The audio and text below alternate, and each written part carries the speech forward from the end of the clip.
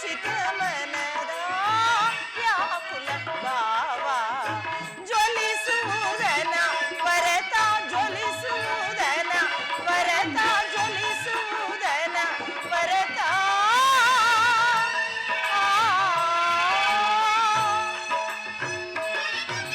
ಹೇ ದೇವ, ದೀನದಯಾನಿದೆ. ನಿನ್ನ ಹೊರತಾಗಿ ನನಗೆ ಬೇರೆ ಗತಿ ಯಾರು ಮಾಧವ? ನನ್ನನ್ನು ಕೈ ಹಿಡಿದ ಪತಿಗಳಂತೂ ಅಲ್ಪ ಭೋಗ್ಯ ವಸ್ತುವಿನಂತೆ ಸರ್ವರ ಸಮಕ್ಷಮ ನನ್ನನ್ನೇ ದ್ಯೂತದಲ್ಲಿ ಪಣವಾಗಿಟ್ಟು ಸೋತರು. ಕದ್ದ ಕಳ್ಳನಂತೆ ರಾಜನಗರಿಯನ್ನು ತ್ಯಾಗ ಮಾಡಿ ಅನಾಥ ಭಿಕ್ಷುಕಿಯಂತೆ ಕಾಡಿಂದ ಕಾಡಿಗೆ ಅಲೆದದ್ದೂ ಆಯಿತು. ಇನ್ನಾದರೂ ಒಂದೇ ಒಂದು ದಿನ ನೆಮ್ಮದಿಯಾಗಿರೋಣವೆಂದರೆ ಹೆಜ್ಜೆ ಹೆಜ್ಜೆಗೂ ಅಪನಿಂದನೆಗಳೇ ಬರುತ್ತಿವೆ. ಈ ದ್ರೌಪದಿಯ ಲಲಾಟದಲ್ಲಿ ಎಂತಹ ಚಿಂತಾಜನಕವಾದ ಕತೆ ಬರೆದಿರುವೆ ದೇವ. ಯಾರದು? ಇವಳೇಕೆ ಈ ರೀತಿ ಚಿಂತಾಮಗ್ನಳಾಗಿರುವಳು?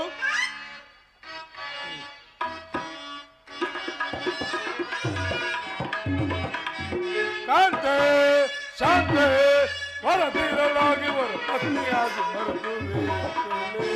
ಎಲ್ಲವೂ ನಿಮ್ಮಿಂದಲೇ ಅಲ್ಲವೇ ಸ್ವಾಮಿ?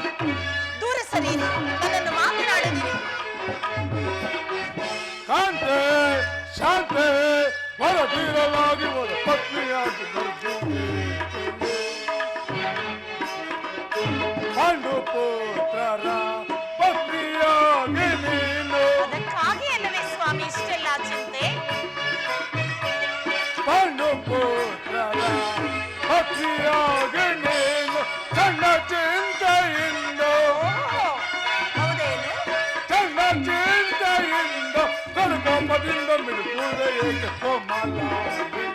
ನನ್ನನ್ನು ಮಾತನಾಡಿಸಿದ್ರಿ, ಹೊರಡಿ ಇಲ್ಲಿಂದ. ಕರುಕೋಪದಿಂದ ಮಿಡುಕುವುದೇ ಏಕೆ ಕೋಮಲ? ಶಾಂತೆ ಶಾಂತೆ ಹೊರದಿರಲಾಗಿ ಒಂದು ಪತ್ನಿಯಾಗಿ ನಡೆದು.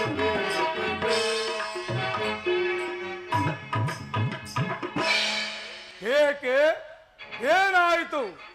ನಿಷ್ಕಾರಣವಾಗಿ ಹೇಳುತ್ತಿರುವೆ ಅಲ್ಲ, ನನ್ನೊಡನೆ ತಿಳಿಸಬಾರದೆ? ಸ್ವಾಮಿ, ನಾನು ನಿಷ್ಕಾರಣವಾಗಿ ಹೇಳುತ್ತಿಲ್ಲ. ಈ ದ್ರೌಪದಿ ಅಳಿವಿಗೆ ಒಂದಲ್ಲ 10 ಕಾರಣಗಳಿವೆ. ನೀವು ಪುರುಷರು ಸ್ವಾಮಿ, ನಿಮಗೆ ಯಾರಾದರೂ ವಿರುದ್ಧವಾಗಿ ಮಾತನಾಡಿದರೆ ಇವರಿಗೆ ಪ್ರತಿಕಾರವನ್ನು ಮಾಡುವಿರಿ. ಸ್ತ್ರೀಯರ ಸಮಾಚಾರವಲ್ಲ. ಅನ್ನ ವಸ್ತ್ರಗಳಿಗಾಗಿ ಅನ್ಯರನ್ನು ಆಶ್ರಯಿಸಬೇಕಾಗುತ್ತದೆ. ಅಯ್ಯೋ ದೈವವೇ, ಇಂಥ ಪರಾಧೀನ ಸ್ತ್ರೀ ಜಾತಿಯನ್ನು ಏಕೆ ಸೃಷ್ಟಿಸಿದೆ? ಹಲಬೇಡ ಪಾಂಚಾಲಿ, ಹಲಬೇಡ. ಸ್ತ್ರೀಯರ ಪರಾಧೀನತೆಯು ನಮ್ಮ ಸಮಾಜದ ನಿಯಮ. ಅದು ಭಗವಾನ್ ಸ್ವರೂಪಿಗಳಾದ ಋಷಿಗಳ ಆಜ್ಞೆ. ಋಷಿಗಳ ಆಜ್ಞೆ? ಪತ್ನಿಯನ್ನು ಪಗಡಿ ಆಟದಲ್ಲಿ ಸೋಲಿ ಎಂದು ಆ ನಿಮ್ಮ ಋಷಿಗಳೇ ಆಜ್ಞೆ ಮಾಡಿದರೇನೋ? ನಿಮ್ಮಂತ ಪತಿಗಳನ್ನು ತಪಸ್ಸು ಮಾಡಿ ಪಡೆಯಬೇಕು. ದೇವಿ ಏಕೆ ಕೋಪಿತೆ ನಿಂತರು ನೇಮ, ಏಕೆ ಕೋಪಿತೆ? ಎಲ್ಲವೂ ನಿಮ್ಮಿಂದಲೇ ಅಲ್ಲವೇ?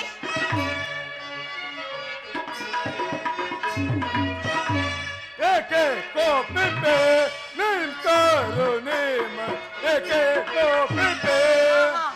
ಸಾಕು, ಸುಮ್ಮನೆ ಇರಿ. ಮಾನಿ ಏಕೆ ಮೌನದಿಂದಲಿರುವೆ?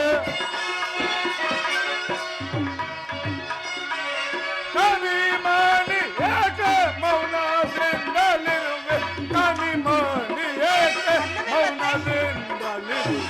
ಏಕೆ ಕೋಪಿತೆ ನಿಂತರು ನೀನು, ಏಕೆ ಕೋಪಿತೆ?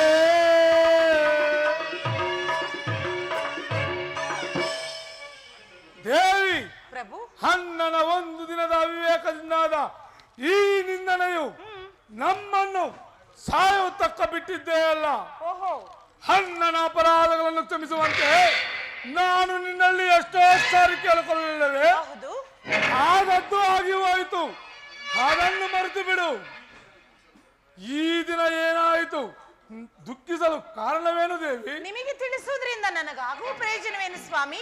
ತಾವು ಎಷ್ಟೇ ಆಗಲಿ ನಿಮ್ಮಣ್ಣನ ಆಜ್ಞಾಧಾರಕರಲ್ಲವೇ? ಅದು ಇಂದಿನ ಮಾತು.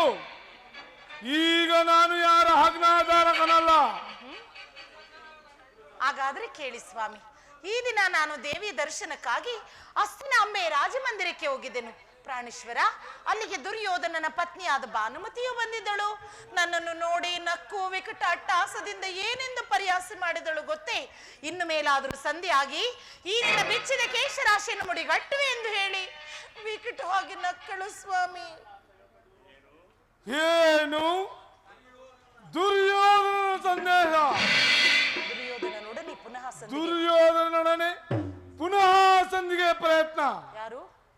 ಹಾಗಾದರೆ ನನ್ನ ಸಂದೇಶವು ನಿಶ್ಚಯವಾಯಿತು. ಯಾರು ಯಾರು ಸಂಧಿಗೆ ಹೋಗಿದ್ದವರು? ಯಾರು ಸ್ವಾಮಿ? ನನ್ನ ಅಣ್ಣನಾದ ಶ್ರೀಕೃಷ್ಣ ಪರಮಾತ್ಮನಲ್ಲವೇ? ಗೋಪಿಕಾಂಗನೆಯರ ವಿಲಾಸ ವಿಕ್ರಮಗಳಲ್ಲಿ ಮಗ್ನನಾದ ಯದುಪತಿಯು ಯುದ್ಧವನ್ನು ಮರೆಯುವುದು ಸಹಜ. ಅರ್ಜುನನು ದ್ವಾರಕೆಯಿಂದ ಹಿಂದಿರುಗಿದಾಗಲೇ ಈಗಾಗಬಹುದೆಂದು ತಿಳಿದಿದ್ದೇನೆ.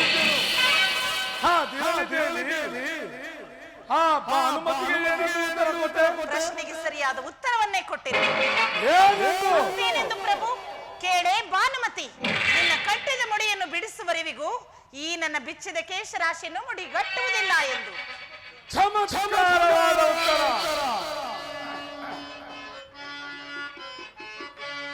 ಪ್ರಭು,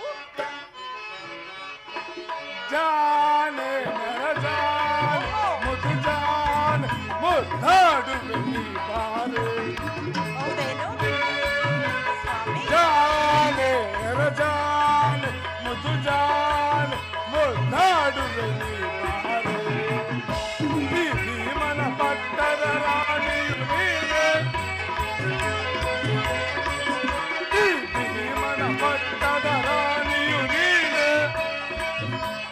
ಜಾನೆ ನರಜಾನೆ ಮುದು ಜಾನೆ ಮುದ್ದಾಡುವೆ ನೀ ಬಾರೆ. ಪ್ರಾಣೇಶ್ವರ ಸ್ವಾಮಿ, ಹೇಳಿ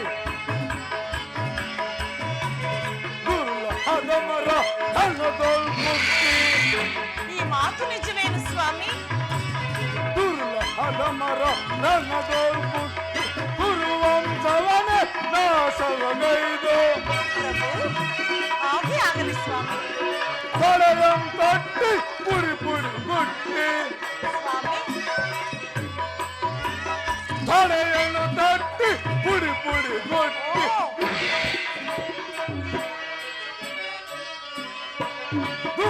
ದುಶಾಸನ ಎದೆಯನ್ನು ಬಗೆದು. ಪ್ರಾಣೇಶ್ವರ ದೇವಿ ದುಶಾಸನ ಎದೆಯನ್ನು ಬಗೆದು ಬೆಚ್ಚಿದ ಮುಡಿಯನ್ನು ಕಟ್ಟುವೆ ಬಾರೆ. ಹಾಗೆ ಆಗಲಿ ಸ್ವಾಮಿ. ಬೆಚ್ಚಿದ ಮುಡಿಯನ್ನು ಕಟ್ಟುವೆ ಬಾರೆ. ಜಾನೆ ನರ ಜಾನೆ ಮುದು ಜಾನೆ ಮುದ್ದಾಡುವೆ ನೀ ಬಾರೆ. ಸ್ವಾಮಿ, ದೇವಿ ಪ್ರಭು, ಬಾಪು ಪಾಂಚಾಲಿ ಬಾಪು ಚಮತ್ಕಾರವಾದ ಉತ್ತರ. ನೀನು ನಮ್ಮ ಸಂಗಡ ಸದನ ಮಾಡುವುದರಲ್ಲಿ ನಿನ್ನ ಚತುರತೆ ಮುಗಿಸಿದೆ ಎಂದಿದ್ದೇನು. ನೀನು ಮುಗ್ಧಳಲ್ಲ, ಮಹಾಚತುರ ಎಂದು. ಹೇಳುವುದು ಮಾತ್ರವಲ್ಲ ಸ್ವಾಮಿ, ನುಡಿದಂತೆ ನಡೆಯಬೇಕೆನ್ನುವುದೇ ನನ್ನ ಅಭಿಲಾಷೆ. ತಾವು ಎಷ್ಟೇ ಆಗಲಿ ನಿಮ್ಮ ಅಣ್ಣನ ಆಜ್ಞಾಧಾರಕರಲ್ಲವೇ? ಪಾಂಚಾಲಿ, ಪುನಃ ನನ್ನ ಬಾಯಿಂದ ಪ್ರತಿಜ್ಞಾ ವಾಕ್ಯಗಳನ್ನು ಕೇಳಲು ಅಪೇಕ್ಷಿಸುವೆಯ? ಮಾಡಿದಂತ ಪ್ರತಿಜ್ಞೆಯನ್ನು ಮರೆಯುವಂತ ಯಾರಿಯಲ್ಲ ಈ ನಿನ್ನ ಭೀಮಸೇನ. ಹೇಳುವುದು ಮಾತ್ರವಲ್ಲ ಸ್ವಾಮಿ, ನುಡಿದಂತೆ ನಡೆಯಬೇಕೆನ್ನುವುದೇ ನನ್ನ ಅಭಿಲಾಷೆ. ಬೇಡ ದೇವಿ ಬೇಡ, ನನ್ನನ್ನು ಕೆರಳಿಸಬೇಡ. ಈಗ ನಾನು ಯಾರ ಶಾಂತಿಯನ್ನು ಬಯಸುವವರು ಸಂಧ್ಯ ಪ್ರಸ್ತಾಪದಲ್ಲಿ ತೊಡಗಲಿ. ನಾನು ಮಾತ್ರ ಯುದ್ಧವನ್ನು ಬಲು ಆತುರದಿಂದ ಕಾದು ನೋಡುತ್ತಿರುವೆನು. ಧರ್ಮ ಪಾರಾಯಣದ ಯುಧಿಷ್ಠಿರನು ದುರ್ಯೋಧನನಂತ ಅಪರಾಧಗಳನ್ನು ಕ್ಷಮಿಸಬಹುದು. ಆದರೆ ನಾನು ಮಾತ್ರ ಇನ್ನೊಂದು ಗಳಿಗೆಯು ಸಹಿಸುತ್ತಿರನಲ್ಲ. ಪೂರ್ಣ ಕೌರವನ ಬಾಳು ಗೆಲ್ಲಿಸುವೆ, ಪೂರ್ಣ ಕೌರವನ ಬಾಳು ಗೆಲ್ಲಿಸುವೆ. ಕಾಲು ಕಾಲು ನೀಸುವ ಮದಿಯೇ, ಕಾಲು ಕಾಲು ನೀಸುವ ಮದಿಯೇ. ಸೈನಿಕ ದುರದೋಲ್ ಸೈನಿಕ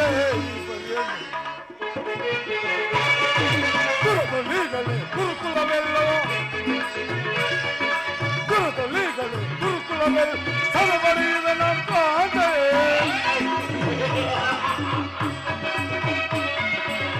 ಸಲಬಡಿಯುವೆ ನಮ್ಮ ಕಾಂತೆಯೇ ದುರುಳ ಕೌರವನ ಸೆಗೆದು ಬಗೆಯುವೆ ದುರುಳ ದುಶಾಸನ ಸಿಗಿದು ಬಗೆವೇನ ದುರುಳ ದುಶಾಸನ ಸಿಗಿದು ಬಗೆವೇನ ಸರಿಸೆ ಈ ಪರಿಯನ್ನು ದುರದೋ ಸರಿಸೆ ಈ ಪರಿಯನ್ನು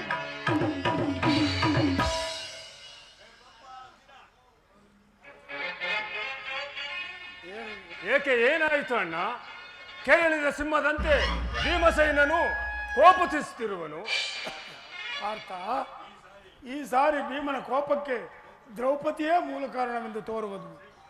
ಶ್ರೀಕೃಷ್ಣ ಪರಮಾತ್ಮನು ಹೇಳುತ್ತಿದ್ದನು, ಜಗತ್ತಿನ ಸುಖ ದುಃಖಗಳಿಗೆ ಸ್ತ್ರೀಯರೇ ಮೂಲ ಕಾರಣವೆಂದು. ಪಾರ್ಥ, ಅಗ್ರಜ, ಕೌರವರೊಡನೆ ಯುದ್ಧ ಮಾಡುವುದಕ್ಕಿಂತ ಸಹೋದರನ ಕೋಪವನ್ನು ಸಮನ ಮಾಡುವುದೇ ನನ್ನ ಉದ್ದಿಷ್ಟ. ಪಾಂಚಾಲಿ, ಅಣ್ಣನೇಕೆ ಸಿಟ್ಟನಾಗಿರುವನು? ಈ ನಿಮ್ಮ ಮಾತಿಗೆ ನನ್ನ ಈ ಬಿರುಗುದಲೇ ಉತ್ತರ ಕೊಡಬಹುದಲ್ಲ? ಅಗ್ರಜ, ಸಹೋದರ, ಸಮಯಕ್ಕೆ ಸರಿಯಾಗಿ ಬಂದಿರಿ. ನನಗೆ ಯಾರಲ್ಲಿಯೂ ಕೋಪವಿಲ್ಲ. ಈ ಅರ್ಜುನ ಸಮ್ಮುಖದಿಂದ ನಿಮಗೊಂದು ಮಾತನ್ನು ತಿಳಿಸಬೇಕೆಂದಿದ್ದೇನೆ. ಅದನ್ನು ಇಲ್ಲಿಯೇ ಈಗಲೇ ತಿಳಿಸಿಬಿಡುವೆನು.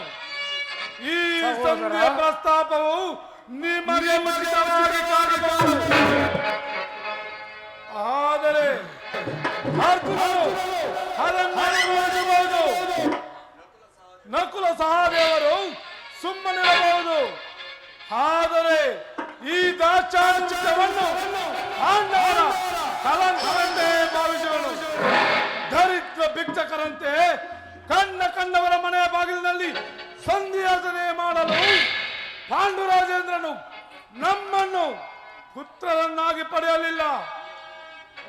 ಈ ಅಪಮಾನವು ನಿಮಗೆ ಲಾಸ್ಯವಾಗಿ ಕಾಣಬಹುದು. ನಾನಿನ್ನೊಂದು ಗಳಿಗೆಯೂ ಸಹಿಸತಕ್ಕವನಲ್ಲ.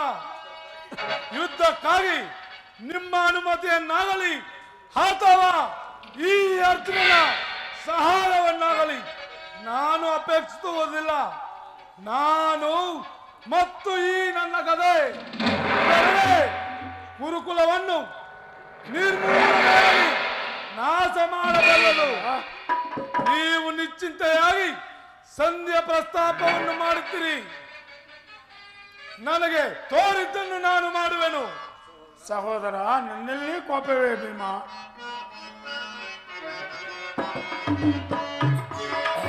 ಏತರ ಕೋಪವ ನಡತೆ ಪ್ರೀತಿ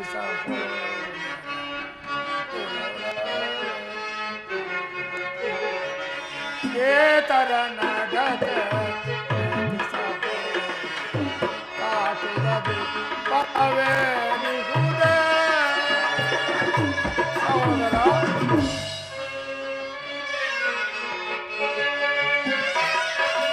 ಧರ್ಮ ವಿಚಾರದ ಮರ್ಮವನರಿಯದ. ಸಹೋದರ, ಧರ್ಮ ವಿಚಾರದ ಮರ್ಮವನರಿಯದ ಕರ್ಮಕ್ಕೆ ಬಾಗಿದ ಆಗುವರೇಕೆ.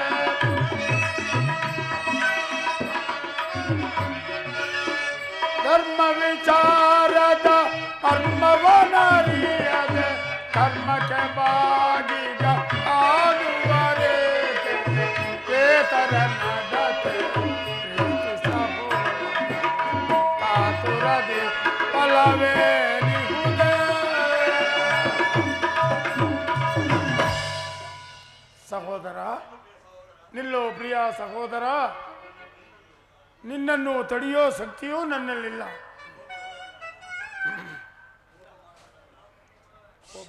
ಕೋಪ ಮಾಡಬೇಡ ಅಣ್ಣ. ಧರ್ಮರಾಯನು ನಮ್ಮೆಲ್ಲರಿಗೂ ಹಿರಿಯುವನು. ಆದರೆ ಅಂತೆ ಯುದ್ಧವಾಗಿ ನಡೆಯುವುದು ಅನಿಸುತ್ತ. ಪಾಂಚಾಲಿ, ಪ್ರಭು,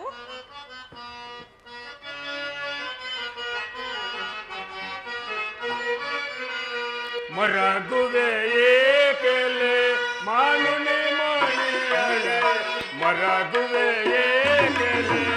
ಸ್ವಾಮಿ ಎಲ್ಲವೂ ನಿಮ್ಮಿಂದಲೇ ಅಲ್ಲವೇ? ಅಲ್ಲ ಇನ್ನೂ ತಿಳಿಯದಾಗಿಲ್ಲವಲ್ಲವೇ ನನ್ನ ನೋವು?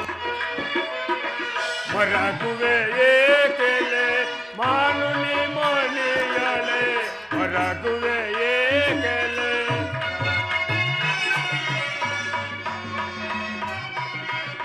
ತರುಣಿ ನಿನ್ನನು ನಾನು ಪಾಂಚಾಲಿ ತರುಣಿ ನಿನ್ನನು ನಾನು ವೈರವ ಮರೆತೆವು ಮರಗುವೆ ಏಕೆಲೆ ಮಾನುನಿ ಮಣಿಯಳೆ ಮರಗುವೆ ಏಕೆಲೆ.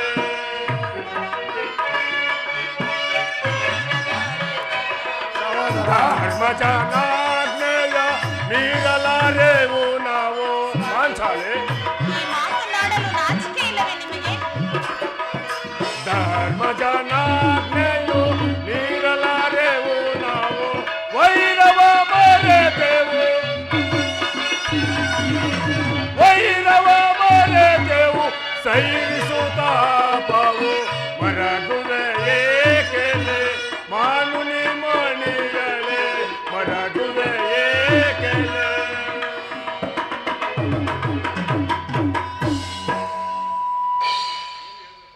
ಏನು ಹೇಳುವೆ ಪಾಂಚಾಲಿ? ಸ್ವಾಮಿ ಧರ್ಮ ಧರ್ಮವೆಂದು ಹಂಬಲಿಸುತ್ತಾ ಕ್ಷತ್ರಿಯರ ಧರ್ಮವನ್ನೇ ಮರೆಯಲು ನಿಮ್ಮೆಲ್ಲರಿಗೂ ಉಚಿತವೆನಿಸಿತಲ್ಲವೇ? ಇದ್ದದಂತೆ ಶಾಂತಿಯ ರಕ್ಷಣೆಯು ಕ್ಷತ್ರಿಯರ ಕ್ಷತ್ರಿಯರ ಕರ್ತವ್ಯ. ಯುದ್ಧವು ಎಂಥ ಘೋರವಾದ ಕರ್ಮವೆಂದು ನಿನಗೆ ತಿಳಿಯಿಲ್ಲ ಪಾಂಚಾಲಿ. ನಾವುಗಳು ಅಭಿಮಾನಕ್ಕೆ ವಶವಾಗಿ ಯುದ್ಧವನ್ನು ಪ್ರಾರಂಭಿಸಿದರೆ ನಮ್ಮ ಅವಿನಾಶಕ್ಕೆ ನಾವೇ ದುಃಖಿಸಬೇಕಾಗುತ್ತೆ. ರಾಜೇಂದ್ರ ದೌಮ್ಯರನ್ನು ಸಂಧಿಗಾಗಿ ಕಳುಹಿಸಲು ಇದು ಮದುವೆಯ ಔತಣವಲ್ಲವೆಂಬ ಪರಿಜ್ಞಾನವೂ ತಮಗಿಲ್ಲದೆ ಹೋಯಿತಲ್ಲವೇ?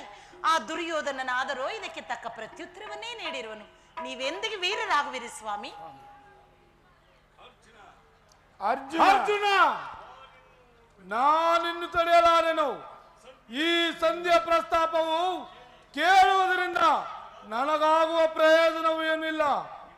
ನಿಮ್ಮ ಪೌರುಷದ ವರ್ತನೆಯ ಪುರಸ್ಕಾರವು ನೀವೇ ಪಡೆದಿರಿ.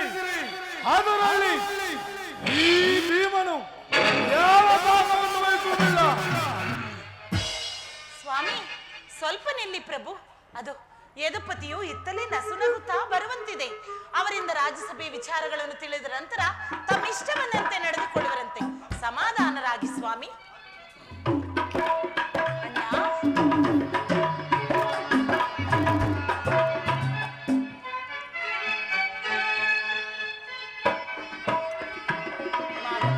ತಂಗಿ ದ್ರೌಪದ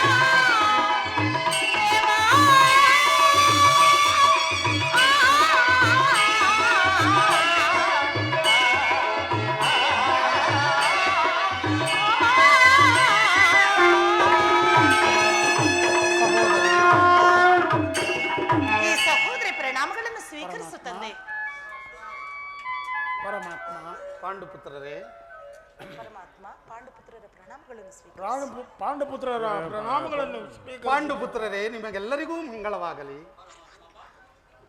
ಓದ ಕಾರ್ಯವೇನಾಯಿತು? ಪರಮಾತ್ಮ, ತಾವು ಹೋದ ಕಾರ್ಯವೂ ಏನಾಯಿತು?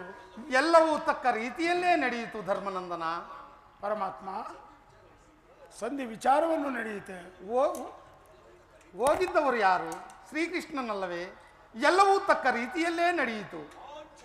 ಪಾಂಚಾಲಿ, ನಾನು ಸರಿಯಲ್ಲ. ಅವರ ಇಚ್ಛೆಯಂತೆ ಅವರು ನಡೆಯಲಿ. ನನಗೆ ತೋರಿದ್ದನ್ನು ನಾನು ಮಾಡುವೆನು. ಸ್ವಲ್ಪ ನಿಲ್ಲಿ ಸ್ವಾಮಿ, ಇನ್ನು ಅಣ್ಣನ ಮಾತೆ ಮುಗಿಯಲಿಲ್ಲವಲ್ಲ. ಅವರ ಮಾತು ಮುಗಿಯಲಿ, ಸ್ವಲ್ಪ ಸಮಾಧಾನರಾಗಿ ನಿಂತುಕೊಳ್ಳಿ. ನಿಮ್ಮ ಅಣ್ಣನ ಮಾತು ಮುಗಿಯಷ್ಟರಲ್ಲಿ ನನ್ನ ತಾಳ್ಮೆ ಮುಗಿದು ಹೋಗುವುದು. ಭೀಮಸೇನ, ನಿನಗೆ ಇಷ್ಟೊಂದು ಕೋಪ ಬೇಕಯ್ಯ? ಸಮಾಧಾನ ಕೇಳು, ಸಮಾಧಾನದಿಂದ ನನ್ನ ಮಾತನ್ನು ಕೇಳು. ಪರಮಾತ್ಮ, ರಾಜ್ಯಸಭೆಯಲ್ಲಿ ಏನೇನು ನಡೆಯಿತು? ಧರ್ಮನಂದನ, ಪರಮಾತ್ಮ, ಎಲ್ಲವೂ ತಕ್ಕ ರೀತಿಯಲ್ಲೇ ನಡೆಯಿತು. ನಾನು ಪತಿ ಅಗ್ರಜನ ಅಪೇಕ್ಷೆಯಂತೆ 5 ಗ್ರಾಮಗಳಿಗೆ ಸಂಧಿ ಆಯಿತೆ.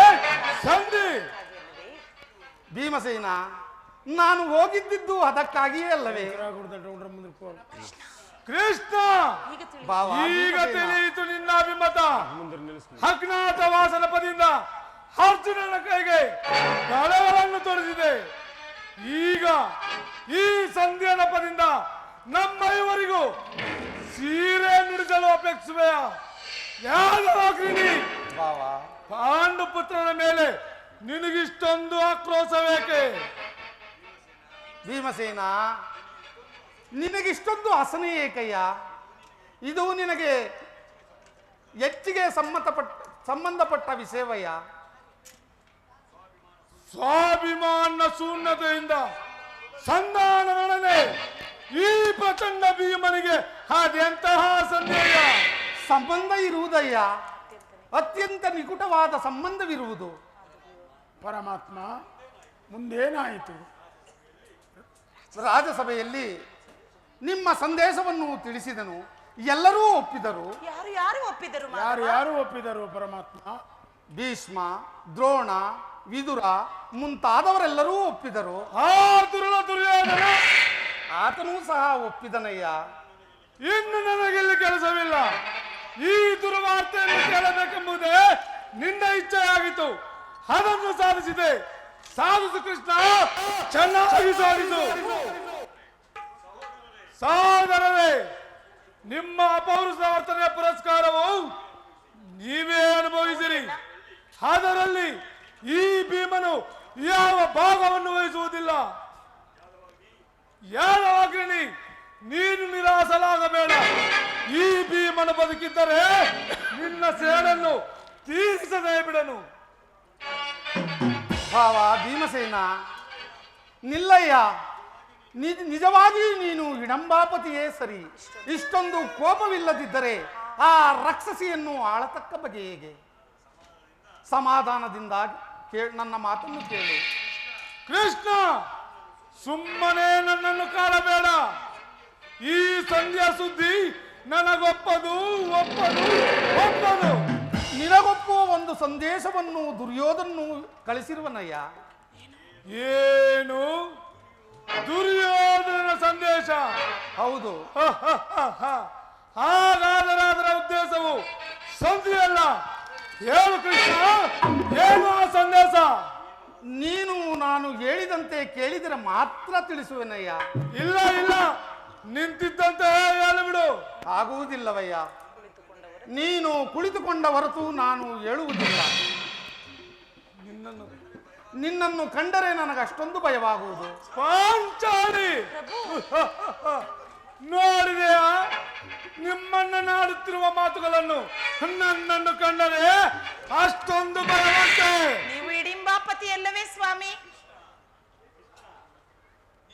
ಕೃಷ್ಣ, ನಿನ್ನ ಇಷ್ಟದಂತೆ ಆಗಲಿ. ಅದೇನು ಹೇಳು? ನೀನು ಕೋಪ ಮಾಡುವುದಿಲ್ಲ ತಾನೆ? ಅದು ಆಗಲಿ. ಹಾಗಾದರೆ ನೀನು ನನ್ನ ಬಳಿಯಲ್ಲಿ ಕೈಕಟ್ಟಿ ಕುಳಿತುಕೊಳ್ಳಬೇಕು.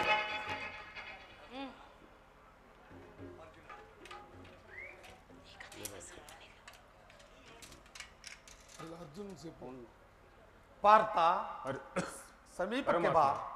ಈ ಗದೆಯನ್ನು ಕ್ಷಣ ಕಾಲ ನಿನ್ನ ಬಳಿಯಲ್ಲಿ ಹಿಡಿದಿದೆ. ಆಗಬಹುದು ಪರಮಾತ್ಮ. ತಂಗಿ ಅಣ್ಣ. ದ್ರೌಪದಿ, ಸಮೀಪಕ್ಕೆ ಬಾ. ನಾನು ಹೇಳಿದಂತೆ ಕೇಳಬೇಕು. ನಿಮ್ಮ ಮಾತನ್ನು ಎಂದಾದ್ರೂ ಮೀರಿರುವೆನೆ ದೇವ. ಹಾಗಾದರೆ ಈ ಹಗ್ಗದಿಂದ ನಿನ್ನ ಪತಿಯ ಕೈಗಳನ್ನು ಬಂಧಿಸು. ಅಣ್ಣ, ಇದೇನಿದು ಪರ್ಯಾಸವೇ? ಪರ್ಯಾಸವಲ್ಲ ತಂಗಿ, ಶತ್ರುಗಳ ಎಡೆಮುರಿಯನ್ನು ಬಿಡಿಸುವುದರಲ್ಲಿ ನೀನು ಮಹಾಪಂಡಿತೆಯಂತೆ. ಅದರ ಸಲುವಾಗಿ ನಿನ್ನ ಪತಿಯ ಕೈಗಳನ್ನು ಬಂಧಿಸು. ಬಂಧಿಸಲು ಬರುವುದೋ ಇಲ್ಲವೆಂದು ನಾನು ನೋಡುವೆನು.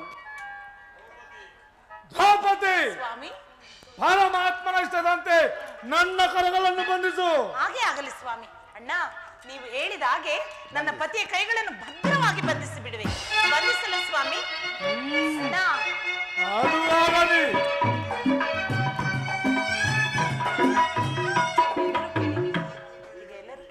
ಈಗ ಎಲ್ಲರೂ ಕೇಳಿರಿ. ಈ ಭೀಮಸೇನನ್ನು ಬಂಧಿಸಿರುವ ಹಗ್ಗವು ಹಗ್ಗವು ಅಂದೊಂದು ದಿನ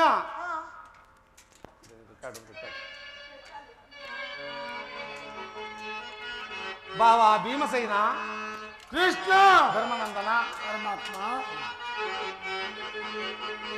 ದುಡುಕುತ ನುಡಿದ ಕೌರವೇಂದ್ರನು, ರಾಜವ ಕೊಡೆನು ಯಾಜವ ಬಿಡೆನು ಎಂದು ನುಡಿದನು. ಏತಕ್ಕೆ ರಾಜದ ಅಂಬಲ ನಿಮಗೆ ಎಂದು ನುಡಿದನು.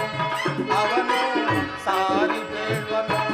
ಬಾವ ಭೀಮಸೇನ, ಧರ್ಮನಂದನ, ಪಾರ್ಥ, ದುಡುಕುತ ನುಡಿದ ಕೌರವೇಂದ್ರನು, ರಾಜವ ಕೊಡೆನು ಯಾಜವ ಬಿಡೆನು ಎಂದು ನುಡಿದನು. ಏತಕ್ಕೆ ರಾಜದ ಅಂಬಲ ನಿಮಗೆ ಎಂದು ನುಡಿದನು. ಅವನು ಸಾರಿ ಬೇಡನು. ಧರ್ಮನಂದನ, ಪಾರ್ಥ,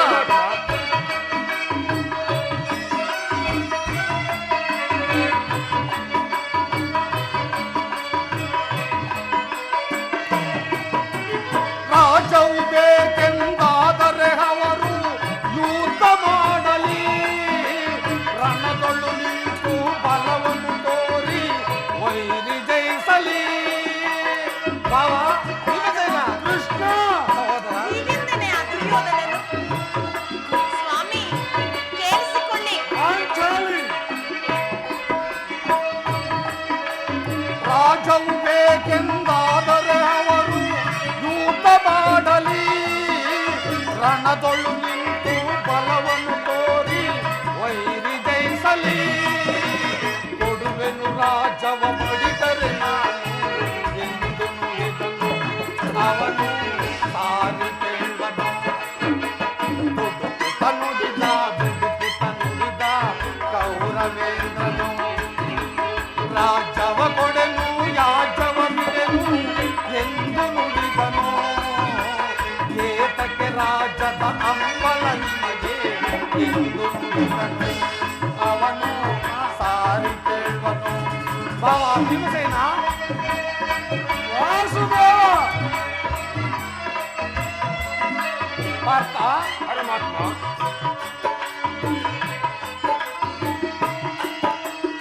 ಐವರಿಗೈದು ಊರನ್ನು ಕೊಡನು ಎಂದು ನುಡಿದನು. ಭೀಮನಿಗೊಂದು ಗ್ರಾಮವ ಬಿಡಲು ಸಾಸುವೇನ. ಭೀಮಸೇನ,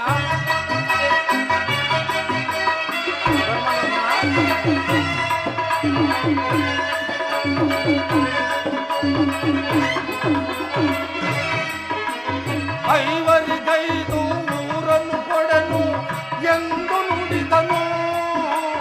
ಭೀಮನಿಗೊಂದು ಗ್ರಾಮವ ಬಿಡೆನು ಸಾರಿ ಬೇಡ್ವನು. ಕೊಡುವೆನು ರಾಜವ ಮಡಿದರೆ ನಾನು ಎಂದು ನುಡಿದನು. ಅವನು ಸಾರಿ ಬೇಡ್ವನು. ದುಡುಕುತ ನುಡಿದ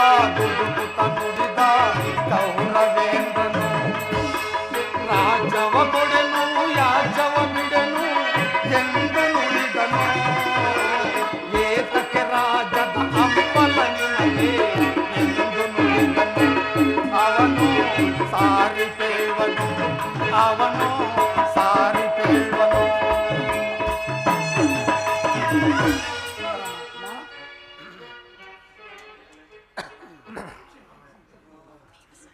ಧರ್ಮನಂದನ, ಪರಮಾತ್ಮ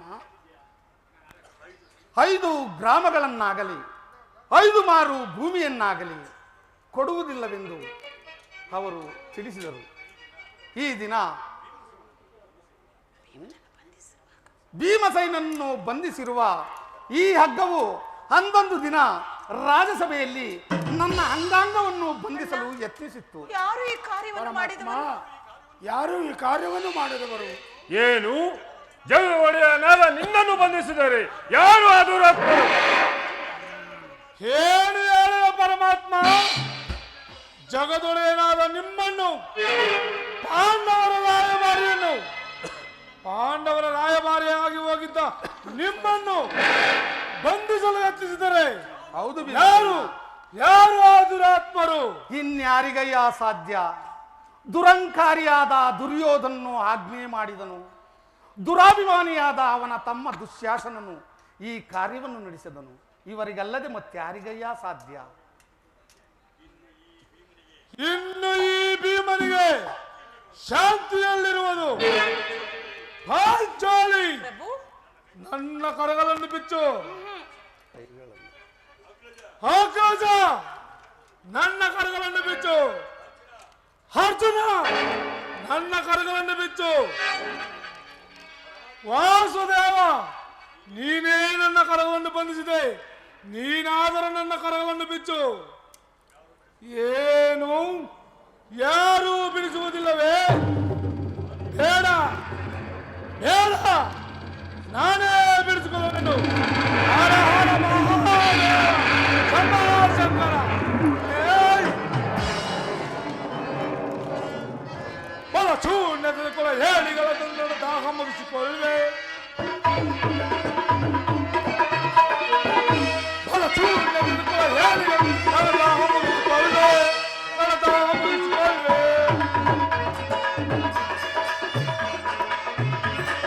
ಪಾಂಡವರ ಕುಲವನ್ನು ಮುಟ್ಟಿದ ಪಾಂಡವರ ಕುಲವನ್ನು ಮುಟ್ಟಿದ ಚಂದ ದುಶ್ಯಾಸನ ಪಂಡನೆಸಿದು ಚಂದ ನನ್ನ ಎಲುಬುಗಳ ತುಂಡರಿಸಿ ನನ್ನ ಚಂಡಿಗೌತನ ಮಾಡಿಸುವೆ. ನನ್ನ ಚಂಡಿಗೌತನ ಮಾಡಿಸುವೆ. ನನ್ನ ಶೂನ್ಯ ಕುಲ ಹೇಳಿಗಳ ನನ್ನ ದಾಹ ಮುಗಿಸಿಕೊಳ್ಳೆ. ಈಗ ಕೇಳಿರಿ ಈ ವೀರ ಭೀಮನ ಪ್ರತಿಜ್ಞೆಯನ್ನು. ನಾನು ವಾಯುದೇವ ನಾಮದಿಂದ ತಿಳಿಸಿದ್ದೇನೆ. ಮಾತೆ ಕುಂತಿ ದೇವಿಯ ಸ್ಥಾನಪಾನ ಮಾಡಿದ್ದೆ ಸತ್ಯವಾಗಿದ್ದರೆ ಭಯಂಕರವಾದ ಯುದ್ಧದಲ್ಲಿ ಆ ದುರ್ಯೋಧನ 99 ಮಂದಿ ಸಹೋದರನನ್ನು ನಾನೊಬ್ಬನೇ ಸಂಪೂರ್ಣವಾಗಿ ನಾಶ ಮಾಡಿ ತದನಂತರ ಆ ದುಷ್ಟ ಕೀಟಗಳ ದುಶ್ಯಾಸನ ಎದೆಯನ್ನು ಬಗೆದು ಅವನ ಗುಂಡಿಗಳ ಬಿಸಿರಕ್ತದಿಂದ ಮಳದಿ ಪಾಂಚಾಲಿಯ ಬಿಡುಮುಡಿಯನ್ನು ಕಟ್ಟಿ ತದನಂತರ ಆ ದುರ್ಲ ದುಶ್ಯಾಸನ ದುರ್ಯೋಧನನ ತೊಳೆಯನ್ನು ಈ ನನ್ನ ಗದೆಯಿಂದ ತುಂಡು ತುಂಡಾಗಿ ಕತ್ತರಿಸಿ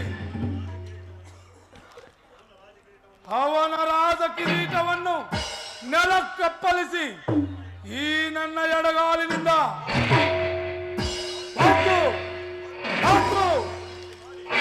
ಪುಡಿ ಪುಡಿ ಮಾಡಿ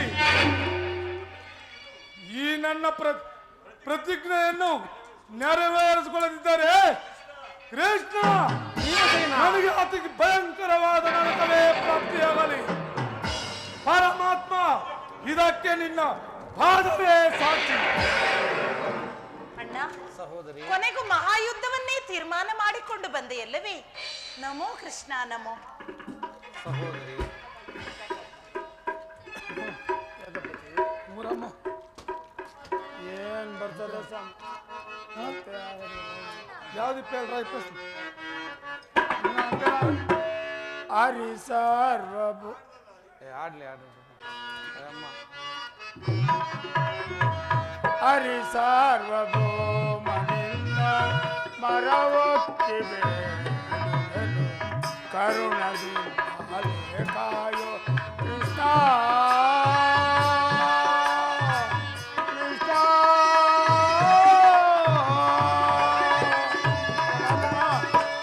ಧರ್ಮನಂದನ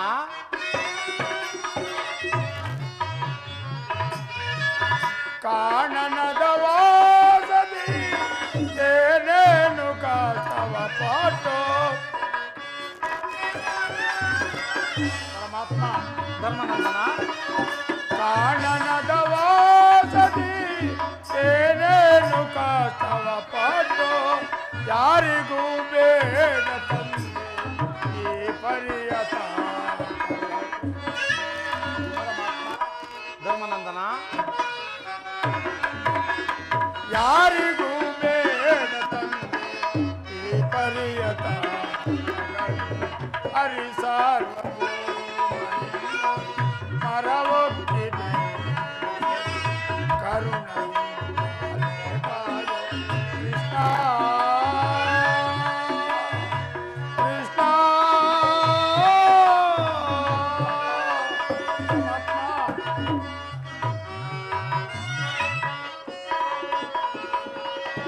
ಮರು ಜನ್ಮ ನೀಡಿದರು ನರ ಜನ್ಮ ಬೇಡವಯ್ಯ ಪರಮಾತ್ಮ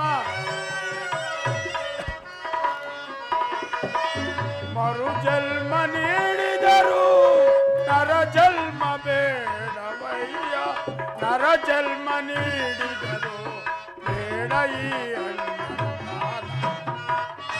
ಪರಮಾತ್ಮ ಧರ್ಮನಂದನ ನರ ಜನ್ಮ ನೀಡಿದರು ಬೇಡ ಈ ಹರಿ ಸಾರ್ವಭೌಮ ಮರವೊಕ್ಕಿ ಕರುಣದಿ ಕೃಷ್ಣ ಕೃಷ್ಣ